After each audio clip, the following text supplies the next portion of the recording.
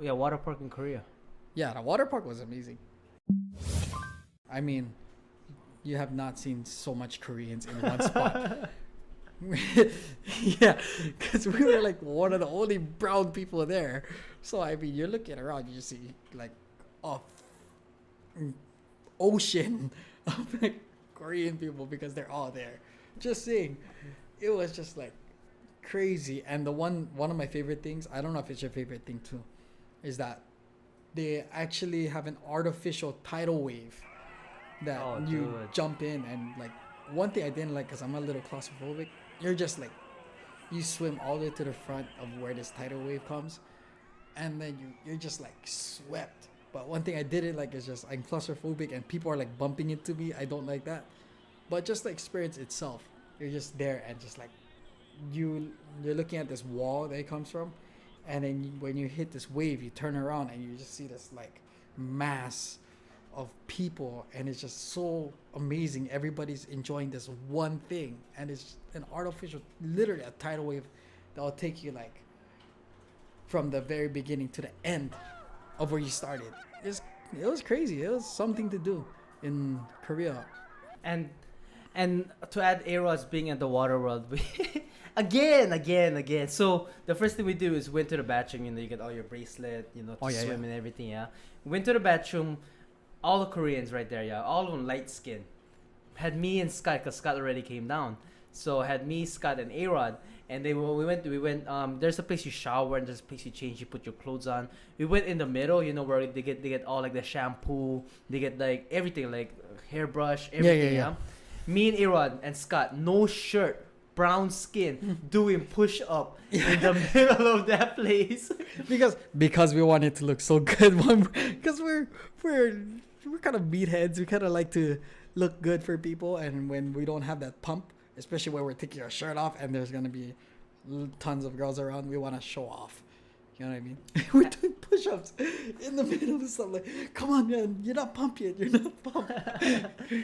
And not only we were doing push-up, we didn't wear any t-shirt because when you were at Korea, Water World in Korea, you wear a life vest.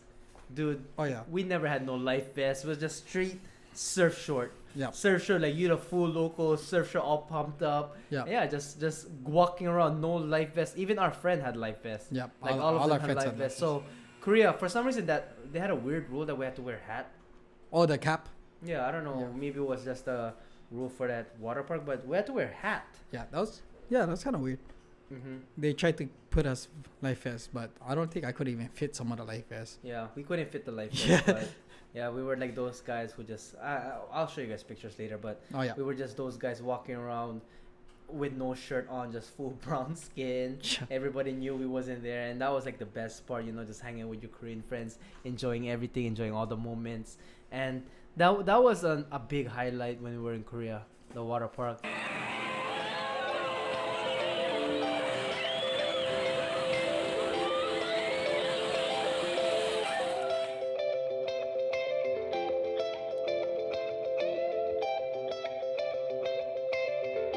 What up, Aaron? What's up, Tommy?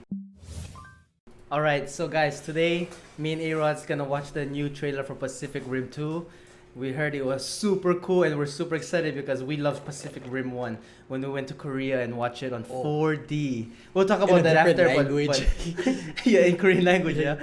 But right now we're about to watch it trailer. So what I like about it so far on the trailer was that they're fighting each other, like team Yeah. against team. Something must have gone in the middle, yeah, like betraying each other, and then they're fighting outside of water. Because Pacific Rim 1, they're fighting in the water in the dark, yeah. Was kind of hard to see, even though it's there. But now we can actually see them in the lighting, so that's pretty good. Yeah. Yeah. So guys, me and Arod, when we went to Korea, we watched Pacific Rim 1. That's why we're super excited for this one. And tell them where we watched that, dude. In what? In Korea? Yeah, like in the 4D theater. Oh, okay. I was like, bro, I don't remember what. I was like, bro, you trying to make me remember where? Yeah, 4D theater. That was awesome. Oh, and it sprays you in the basic water, and then they like that one snow scene where the little girl was crying. Oh, it was so cold, dude. I Yeah, was like, so oh, yeah, we wow. were in the 4D theater, yeah, and then the chair would move too. Yeah. Every time the robot walked, Oh, whenever they hit each other, something would like check you in Yeah. the back, like, oh. and then since they were fighting in the water, the Pacific Rim, the the water would go in our face, the coldness, Yeah. everything. So I'm super excited for Pacific Rim 2. Oh, it's been a long time since. When the hell did we go to Korea?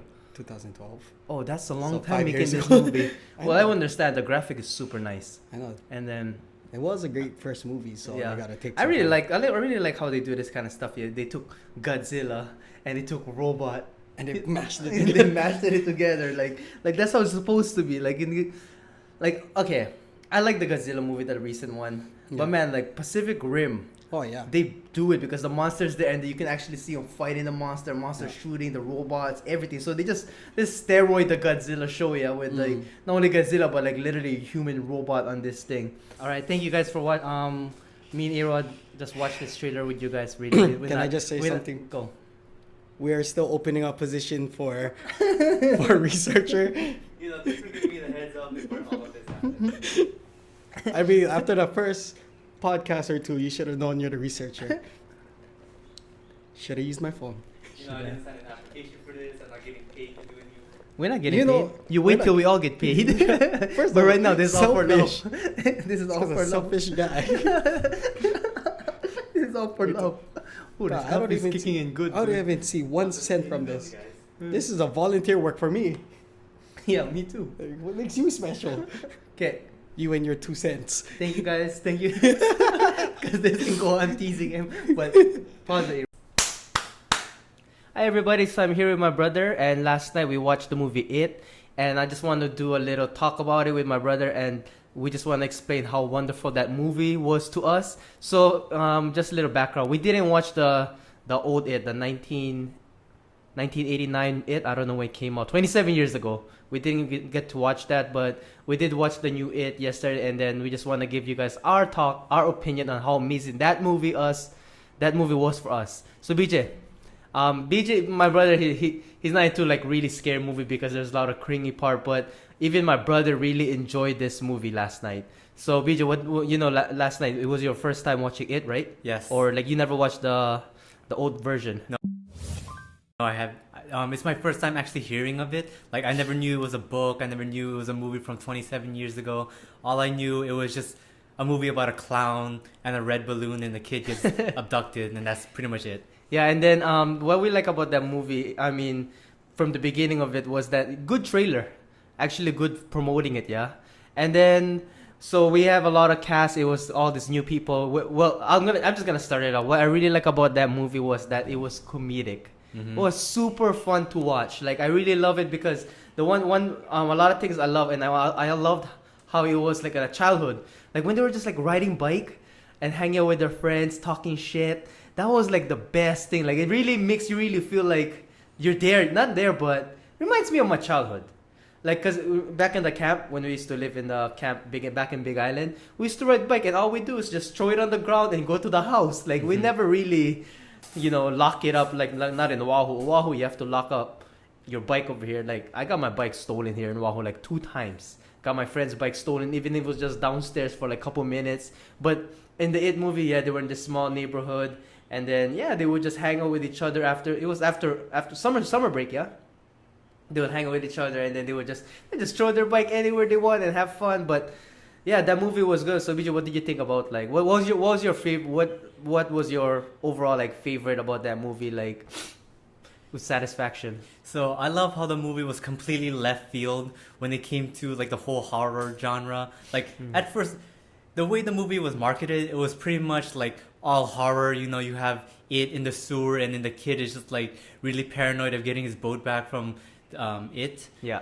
And basically, when we came there, I was expecting a lot of suspense, a lot of jump scares and stuff like that. Well, there was, but it was more of it's a jump scare in a comedic effect, in where like It would just show up so consistently. Like I don't know when he's gonna show up. Like you're basically on the edge of your seat because he's so consistent or random when he pops up that you just can't expect it, and you pretty much are expecting it.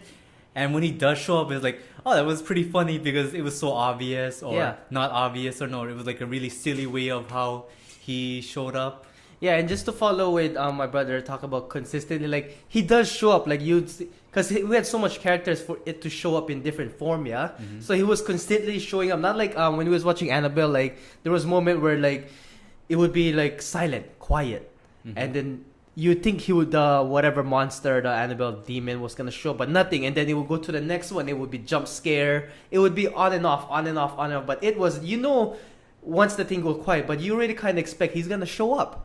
He's gonna show up like no matter what. Like he show up and he shows up like in a different way because he does take on different form. So that was so good because it was constantly. It wasn't really like too much like really quiet. It's like there was sound while it's playing, yeah, and he was gonna show up, and he show up like slowly. Like his eyes pop out first, and he runs towards you like that scene when Bill went down at the basement because he thought his brother was there, yeah, and then the brother, which was Georgie, was just on the corner, and then he was just his head just dipped, and then he just runs after him, yeah? And then, like, with all the other characters, like, it slowly before the pop-up. It's not, like, just quiet and then pop-up.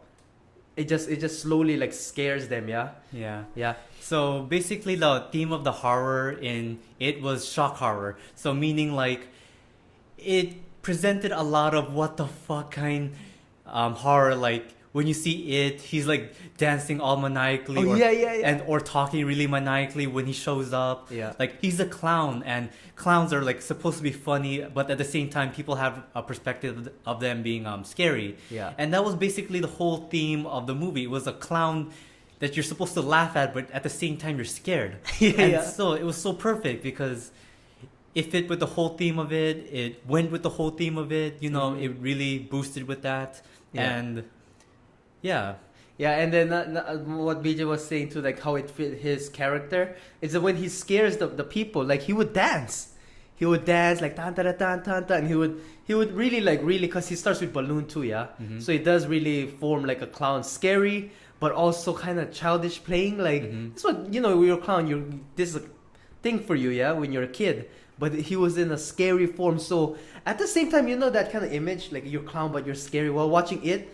Comforting, like he's a clown, supposed to make you laugh, but actually this clown's gonna kill you. So it was in that double edge kind of stuff, yeah, like how people do. And people, while we were watching that movie, people were like they knew what was coming, like everybody was prepared what was coming, yeah, and it would come out like form, and it was a nice theme where he gets to just play around in scaring you. It's not just the same thing like pop up and then grabs you like that, yeah. He comes in and try to just run and gets you, yeah, and. What I want to add to this beautiful it theme was that the characters, the child characters, yeah. My favorite character was Richie, the guy with the glasses, and who's the other kid? Dylan, the germaphobe kid. Yeah. Like the reason why I like that is just that they're at that age where they talk so much shit together, and like one person say things. So like let's say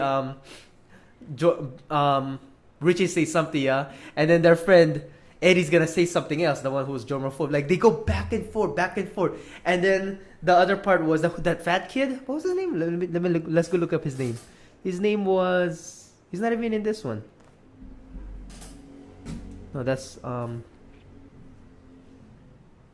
Yeah, he's not in there. Yeah, but anyways, the fat kid when he first met the girl's name was Beverly. And then how he just like falling in, like have a big crush on her. And then like we were talking about in the movie, like he was the one like had a big crush on Beverly, but it was Bill who's gonna win her at the end, yeah. Yeah, the love triangle. Yeah, that love triangle. But they really showed the character's feeling by having like a crush on the girl, like just the way like the eye movement, like the way they look at each other, yeah. Like you can feel like he really likes it. And that movie was overall super funny. Yeah, I love the comedy and that thing. And what was funny too is at first everybody came into the movie theater, oh, this is gonna be really scary, Oh, I'm not like other people I hear in the crowd, like their way this is gonna be scary. I'm not scared of anything. Yeah. And then afterwards, when it shows up for the first time, it was really scary. Yeah, like everyone's like shocked. But then after a while, everyone's like, what the fuck? Like he just shows up in a way where everybody's like laughing, or everybody is more like like they're prepared to be scared, but then it's a complete opposite effect. Yeah, and then not only that, when he showed up in the sewer, like they just showed the bad character one time, and it wasn't like, you know, when you see the demon like in Annabelle glimpse, yeah, like he was really talking to the kid Bill, no, Georgie, Yeah. and then you as an audience you get to just see the bad guy like totally marinates, like you get the feel of who he is, no matter, like this is it. Yeah. This is the bad guy you're gonna see all freaking movie. Not like in when we first watched Annabelle, was just like this character was this character, and then this character, and this character, and this character. Yeah, in the beginning they went straight to the bad guy. Yeah. You know, Bill Bill made the boat, and then straight to Georgie, and then he went to, like, you really get to see who's the bad guy. They just prep you to the bad guy. Yeah, so that way, in the end, even though he's taking many form, you know his clown form is his form. Yeah, like that's his favorite form, and that was, to me, that was a nice effect. It wasn't bullshitting like who's gonna be what the bad guy's form is gonna be. It's just straightforward. Oh yeah, and also in the movie, okay, if you watched the last podcast, I was talking about how, you know, the child character doesn't die, and then, you know, the child character it basically has immunity, but for it doesn't pussyfoot around. Like, you fucking see Georgie, he gets his arm ripped off in the first 5 minutes, and the bully characters, you see them take a knife and then they cut the fat kid's side, and you actually see that they don't turn the camera around, and then but you basically see everything. You see the kid's face get bitten and all that, and then like you said, like what my brother's saying is that you see the gore. Yeah, the gore, like even that part when what was that kid? Mike, the black kid, like when he was gonna put the gun to that sheep's head, like I thought he was gonna shoot it and then, you know, the sheep is dead. Yeah, no, they put the gun on the sheep's head and then and you see that, like, that thing punch into the sheep's head and it dies. Like they weren't holding on the gore part. It's straight like he gets cut, you see the cut, like nothing, you know what I mean? Yeah, like they're not kind of like censoring it, but like if someone cut you and then they would turn the camera, no, it would be like straight, they would see it. And then like the bully, the main bully, the leader bully, like he just goes up to that and just freaking knifes him, and he just bleeds, like it's just straight there. They don't censor it. Yeah, just like straightforward. In some horror movies nowadays, they censor all the gore, because, you know, I don't know what's wrong with people this generation. Like, they cut down on all that horror aspect, and that's what kind of ruins it. Like in Annabelle, people died, but it wasn't in a really horrific way. It was like more of a shock factor. It was, like, oh shit, the father died by, you know, being turned into like a zombie, or his soul was eaten or whatever. Nothing really, oh, your arm is ripped off or your face is clawed off or something like that, you know. Yeah. And then what me and BJ was talking about it while we were discussing this was that we never really get the full background of it, because he just came out of nowhere. No background, but we did get the background of the kids. Like Beverly, she's dealing with the dad who sexually assaults her. That too. It went to really dark themes. And that, I think that really went with the movie, because it's supposed to be like a really like messed up movie about like a demon or whatever it was. It never really explained it in the movie, but, you know, the bully was like abused, but he went like really aggressive towards the kids. Like he full on tried to kill the other kids, like cut them open to blow their heads off with the needle gun that the Mike had. It really went dark. And not only that, what made the movie really good is that even though we didn't get the background with it, the way it was using their fear, it was giving us the background of the character. Like you know, of course he's stuttering. Bill, the main character, he stutters when he gets more scared. And then when he's not scared anymore, he doesn't stutter. That's why in the movie they mentioned, like when they were going inside the house, he gave that speech like, if you got, you know, you're gonna let this guy, we're not gonna run away from this thing, you know, we're gonna fight it. He never stuttered once. So the more courageous he get, the more he loses his stuttering. I never really noticed that, but when you pointed it out, it actually made sense. And then like it shows how Beverly can conquer it by conquering the father. Because at the end of the movie, when it turned to Beverly's dad, she was no longer scared of him, because I think it was using the father form to scare Beverly, and then she just went to grab and kill it. So they're using the background of the character to explain more of who they are, yeah. Mhm. Like even the germ guy, he's scared of that leper. That's why there was the zombie-looking guy who took his medicine. He's really scared of that. And no longer he's afraid of that. He jumped up, broke his hand, and everything else. Yeah, then he stood up to his mom, and yeah. So you get to know the background of the characters, and that's what made it special. And not only you get to know the background of the characters, it shows their fear, yeah. And then it is kind of like, I would say it was kind of like a bad guy, good guy in a weird way, because he would be their fear to face. You know what I mean? Like Yeah. he's the form of their fear, and then they would face him because he would transform to whatever they fear at. Now that you mentioned that, there was a scene where Beverly was in the bathroom, and then the bathroom became all bloody. That was a good representation of how Beverly was going through some changes, yeah. Mm-hmm. And then being with her father, Yeah. that kind of made her fear of her like growing up and not being The little girl. little girl of Yeah. the dad. And then that was the theme of it, because when she was having her period, Yeah. it made the theme of the what was it? It made the scene where the bathroom just spewed out blood go with the character. So that made a lot of sense. Oh yeah, yeah. So very very good movie. Like we really love it. It was very well explained. Very well. I'm gonna say very well explained. Like It was- with the character. Yeah, it was well explained for the character, but it never like zero explanation for it. Yeah. All we knew was that it was just not even we knew. It was like, is this like an alien? Is this like a demon? What the fuck is it? Basically. Yeah, the safety what PJ says is a demon, because sometimes it seems like he's real Mhm. because he can cut them, Yeah. but it seems like he's not real because he can shift. You know what I mean? Yeah. Yeah. Like he's really confusing character. Yeah. So we didn't really know if what is he like, because at the end I don't understand like what the kids was floating down after they killed it and then it disappeared. So what happened to those kids? Like, Yeah. were they alive? That were missing? What happened to Georgie? Yeah. Or Georgie was completely dead from it? Yeah. Yeah. It never really explained who it was as a character. Basically, he was just, his name is Periwinkle. Yeah, Pennywise. Pennywise. His name was Pennywise. He was a clown, and basically he can teleport and manipulate everything, like from photos to the photos to objects, Yeah. to scenery and all that. Like, there was one moment in the movie where he was manipulating, the slide things? Slideshow thingy. Yeah. He was basically manipulating that, and then he came out of it like super huge and moving everything around. Like, what is he? Is he really there, or is he just messing with the kids? Like, Yeah. why is he not killing them like right there? Mhm.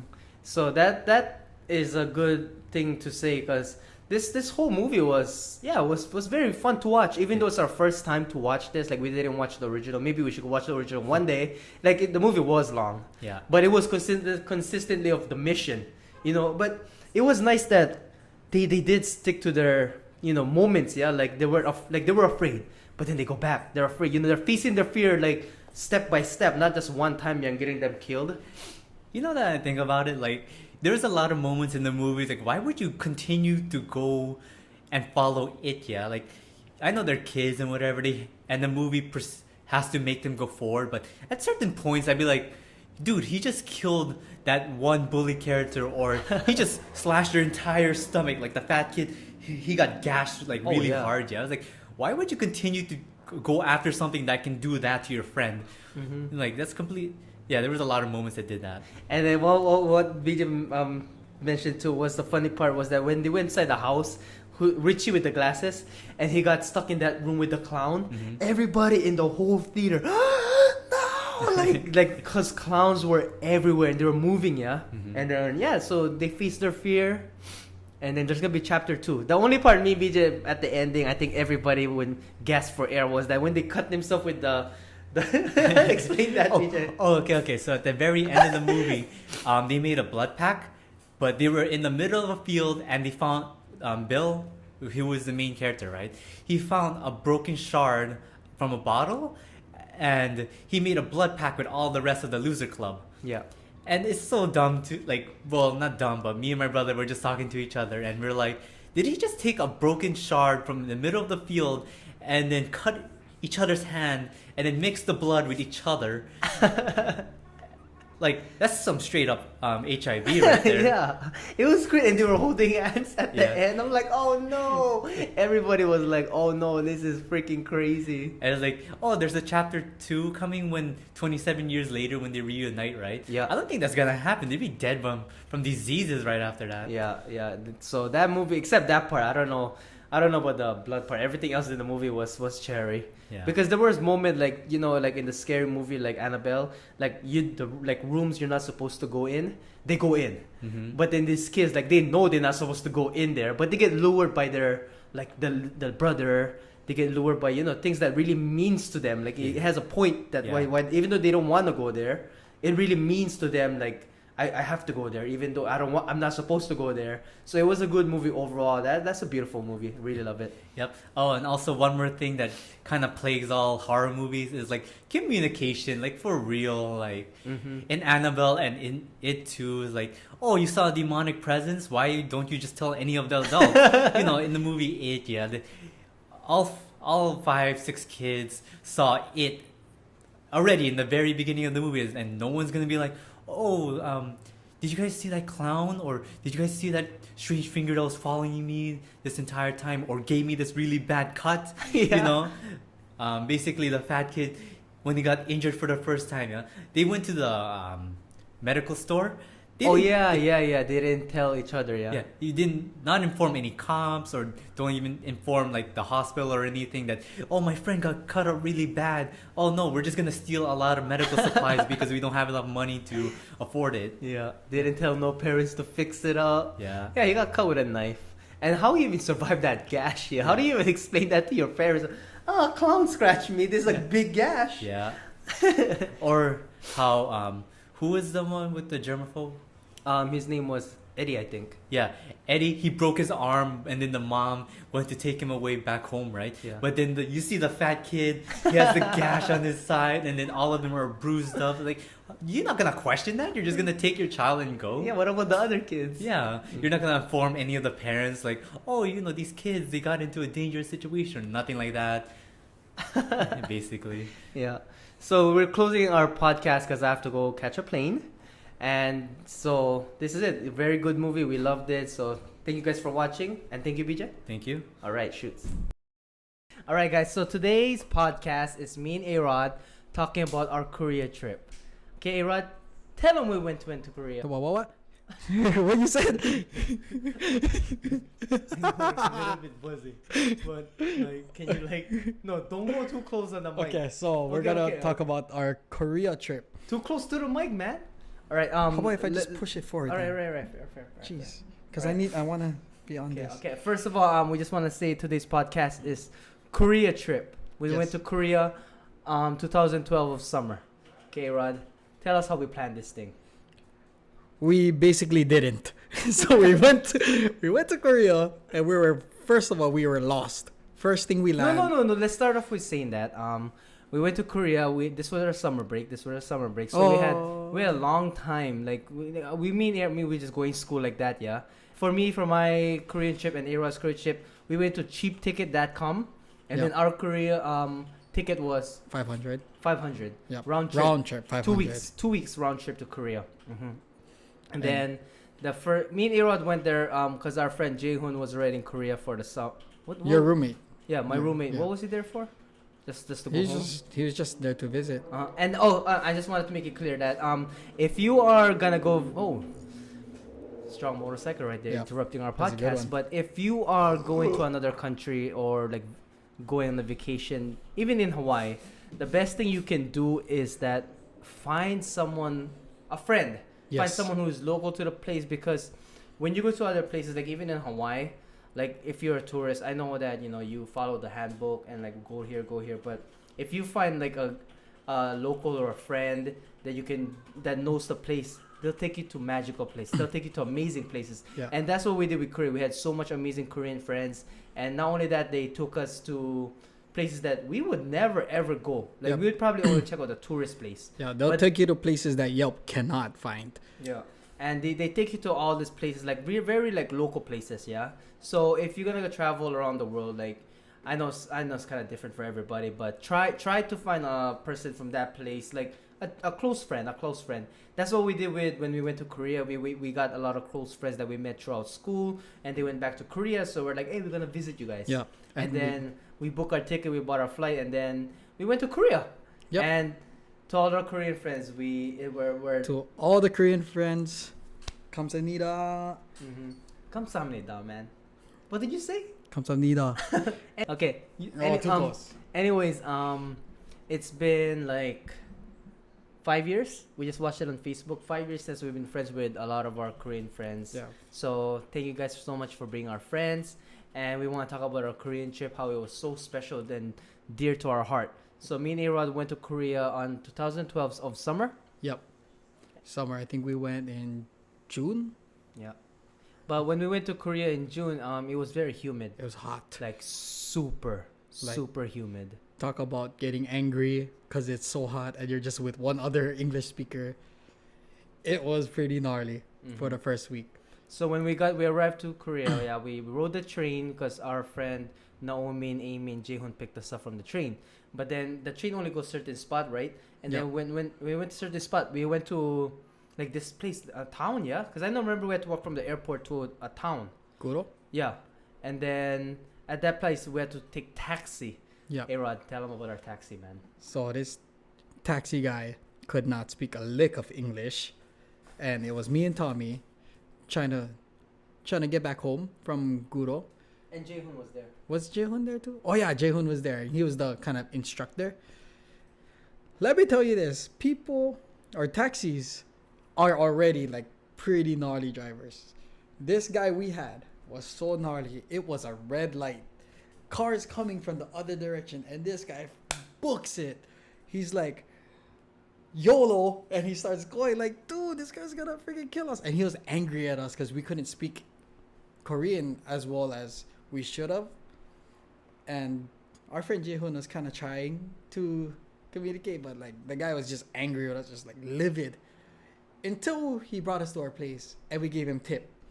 Then his mood flipped 180. He's like, oh, thank you so much. Thank you. Okay, bye. Have a good night. But this whole ride, he was like angry. His face was like this.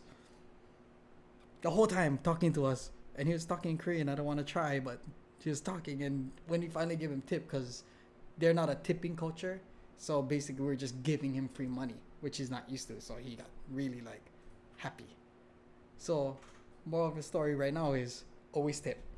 Always tip. Even when you're in another country. Yeah, even if you're in another country, it will flip people's mood up so fast you wouldn't even know. Yeah.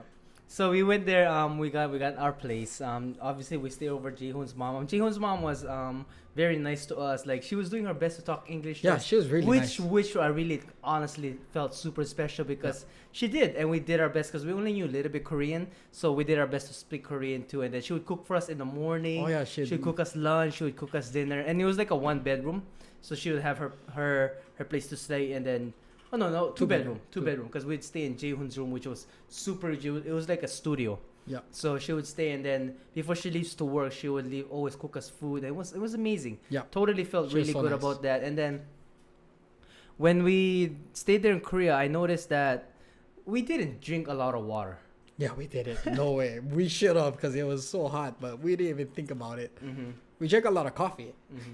We drank a lot of coffee, and one thing I want to give compliment to Korea is that, or people who have never been there, that is honestly a mega city. Yep. Like So- we're here in Oahu, we think that's a big city. Like people here are crazy. People here are just moving all around. But being in Korea, being in a mega city, that is like the craziest thing ever. It's like, talk about no sleep. Those people are moving all around Korea. Yep. And then so not like we're just saying this, but Korean people are really light skinned. So me and A-Rod in the first beginning of the week, we really stand out. Yep. And then we just have Korean friends showing us around. So we really did stand out because our skin, like, look at my, you can't see it from this camera, but I'm really dark brown. I'm pretty And- dark. yeah. I'm dark. So we really stand out just walking around, talking English, enjoying everything. And when we walked around there, what my favorite spot in Korea was a train station. You know why that was my favorite spot? Why? Because they had a lot of venues. Oh, like, yeah. you know when we used to wait for the train Oh, under yeah. under the It was ground. like a mini mall. Yeah, it was like a mini mall, and that was like the best. So I used to just hang out there while Arod and Suyang was our biggest tourist. Soyoung, yeah, Yeah, Stella. Soyang, Stella, because she would cut off class. Yeah, she's so crazy. Stella, if you're gonna watch this ever, which probably not, thank you. Thank you for everything. Yeah. So that's why you need to have, like, I mean, I don't know what it is now if you were to go there. You need to have like friends like that to show you around, because she took us places like, she took us good restaurant Yeah. food, she took us cheap place, she took us Dunkin' Donuts, which is like the Oh. best thing in the whole planet. No, like, that was so Oahu, horrifying. Oahu though. doesn't have Dunkin' Donuts. We do now. Where? By the airport. Actually, your sister them just asked me about it. Dunkin' Donuts? Yeah, they opened it. They opened it a couple months back. Okay, but pertaining to but that, we this- never this was went to Dunkin' before. Donuts before. Oh, it was so horrifying. I don't remember ever anything except walking into Dunkin' Donuts and then blackout. And then I open my eyes and I have 2 trays and an empty glass of milk in front of me. And all I remember saying to Tommy is like, dude, what just happened? Because it was so amazing. You just indulge in all this bakery goodness, is donuts and cream filled long johns and just like so much good stuff, and then they give you a glass of milk to wash it down. It was like, oh my god. I remember I remember walking in and in blur of what I grabbed, and then I woke up and I was done. I was full, and I remember my mouth being full of sugar, milk, mustache, and I was just like, dude, Tommy, what just happened? Did we just eat? And it was just so crazy. Even at the airport, we went to Dunkin' Donuts, and there's this family, a mother and her 2 children, a boy and a little girl. They're eating apples and carrot stick, and I'm here with my big tray of Dunkin' Donut and milk, and this little girl's staring at me like, oh my god, can I have that? And they're like looking at the vegetables and fruit they have to eat, and they're like, why can't I have that, Mom? Why is that man there eating donuts and whatnot, but I'm here eating a carrot? I didn't care. At that moment, I just ate everything, and it was. I even don't remember that. I just remember looking up and you see these 4 eyes just staring at me, just 2 little kids, just like, wow, and we're eating apple and carrot. So that is Dunkin' Donuts in a nutshell. If you're from Hawaii watching this, Dunkin' Donuts is amazing. If you have Dunkin' Donuts, you already know. So we talked about Dunkin' Donuts. Let's talk about working out after eating Dunkin' Donuts. Working out was horrifying because we had no gym membership there, and gym membership was about $100 for like a week, which is nuts. So what me and Tommy did, we would run, and I was pretty hefty, like heftier than Tommy was. So I couldn't keep up, but we'd run to this park, this little gym where like old people work out kind, where these machines are no weights, they're just there, and you're just. So we're trying to work out, we're running, and this is humid and thick air because we're from Hawaii where there's breeze, not so much Oahu, but it's a little cleaner. So Korea is a little bit thicker because of it. And like you said, it's a mega city. It has a lot of fog and a lot of Pollution. smoke and pollution. Not a lot, but like more than here. So we were running and we're like already huffing and puffing. We didn't even start working out yet. And then we did these machines, and it was just hard because we didn't want to spend any money because we were already broke in Korea because we spent all our money on a trip. And then all we did basically to keep in shape was run, which was not enough for us because we were like weightlifters, basically. And to also add into Arod's conversation right there, running in Korea, especially with that much fog and that much pollution, it's the hardest thing ever. Like we run and then we run and we run and just, I don't know, a couple blocks we would get out of area, but like 3 blocks. yeah, because I remember before we went to Korea, we'd work out a lot here. Like, we would be telling each other, oh, we gotta be in shape when we go to Korea. We gotta be in shape. But when we did it in Korea, like even running, it was so hard. It was just the air was too thick too thick for us to just breathe in. It was very hard for us. And when me and A-Rod run, like, you can tell that these guys are not from here because when we started from the house all the way to that park where they had that free weight, we had no shirt on. Yep. No shirt on and two brown kids just running. Yep. Mm-hmm. So we really, really, really did stand out when we went to Korea. So that was a good experience because we worked out there and a lot of old people was in that park, yeah. Yep. And they were watching us and looking at us like, Yeah, oh, these like, guys these were guys. animals and just lifting weight and just doing push-up like crazy. But we worked out. We did our best to work out in Korea. And the best thing about Korea too is that, you know, when you work out, yeah, you hungry, dude, just pile of food. The food is so good over there. It's amazing. If you ever had Korean food in America or Hawaii, for say, in Korea is just 10 levels above. It's just amazing. I mean, makes sense. They specialize in Korean food because it's Korea. I mean, you know what I mean? Like, and they have it for cheap. Like, it's cheap food compared to here.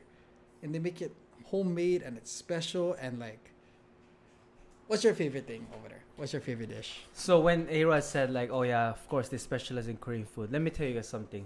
You think you ate Korean food and you think eating Korean food here or wherever you are is spicy. Try really go into the country. I could not have even eaten any food there that was 100 times more spicy than I've eaten here. Because when I went there, I was like, bruh, I prepped up. Yep. You know, I ate a lot of Korean food, ate the kimchi like nothing. Kimchi here is like baby compared to kimchi in there, Korea. yes. That thing would melt your brain. So the one thing I didn't, I had a lot of favorite food going to Korea, but when we were there for like 2 weeks, at some point I didn't want to eat Korean food. I really wanted to eat American food because all of their food was spicy.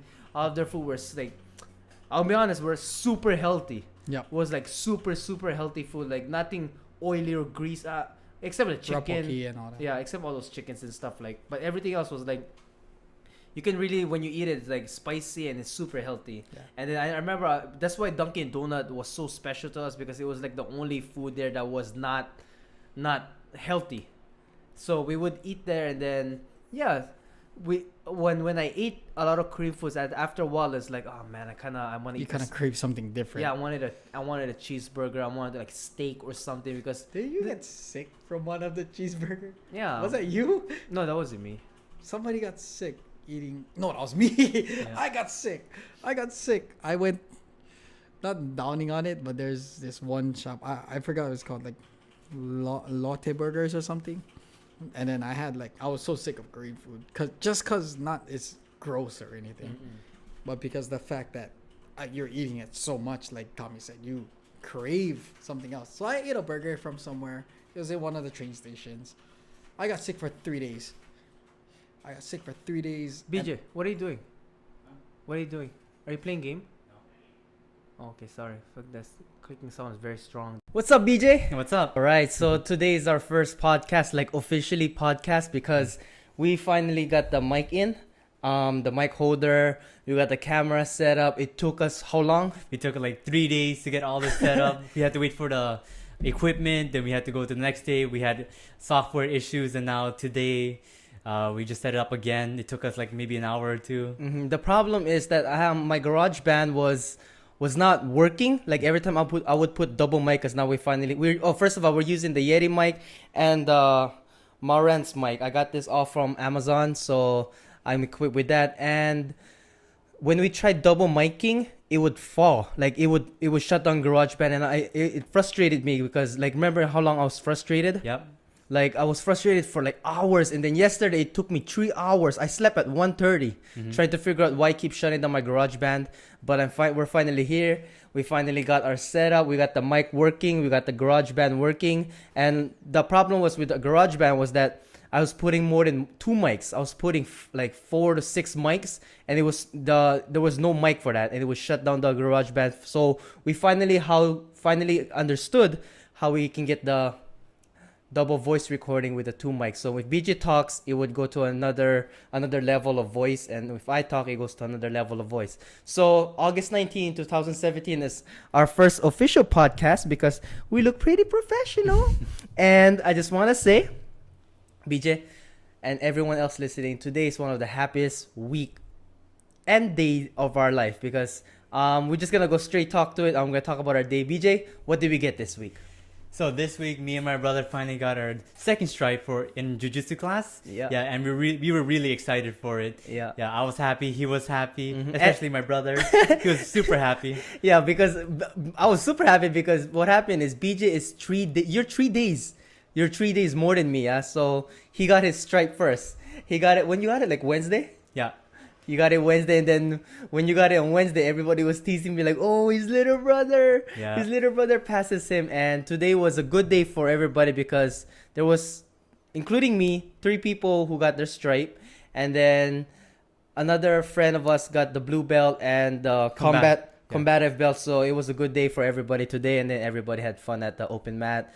And yeah, this is our first. And I want to ask you, BJ, how does it feel like every time you receive a white stripe? I know we're just on 2 stripe right now, but even just 2 stripe, it feels so good, right? Yeah. Like, how do you feel about that? So for me, having 2 stripe, I feel like I'm done already. Like I could just practice my combative skills outside of class already. I don't need any more stripes. Like, I could be a blue belt and just have two stripes. I'd be happy with that. Mm-hmm. Yeah. Yeah. So I don't know receiving yours. When we receive our first stripe, we're so happy. Like, Yeah. because it shows us like, of course, all the people listening that got their stripe. Yeah. It feels so good when your commitment to come to class gets rewarded. Like, even like, it's not like a trophy. It's not like anything big. It's just a stripe, like just a piece of tape. What happened? Is that okay? Yeah. Okay. So yeah, we're checking all the cameras set up. Like I said, this is our first podcast, and I don't know, like receiving your stripe feels so good because it's like I committed. I committed coming to class. Like for me, it's hard because I drive all the way from Hawaii Kai. And it's not really that hard. Like the class starts late, but on Tuesday I gotta from Hawaii Kai all the way. I finish 5:30, and then I gotta make it all the way back to class like in time. Like gotta find parking and pick you up. So that for me is hard. But today was a good day because not only that we finally get our podcast set up, which we wanna fix. Like we wanna fix better background because that's been the issue. Like some background, I don't want my podcast to look like it's messy. Like I kind of wanted to have like nice background, nice camera setup, and I want my equipment working. I want the voice working. So this is our first podcast, and I'm excited because I was inspired by a lot of podcasters like Joe Rogan and other podcaster. And what it is too is that I want to do like a talk. Like on my brother guy's side, could have my brother, my sister, and then me and whoever, and then I want it to be like similar to Just Kidding film, because I really like I really like the style of doing podcasting is that they bring a topic and then they just talk about it and circulate. Like I don't want my podcast to start off as just us rambling, like, "Oh, BJ, how was your day?" and then so and so. Yeah, like, it has no content.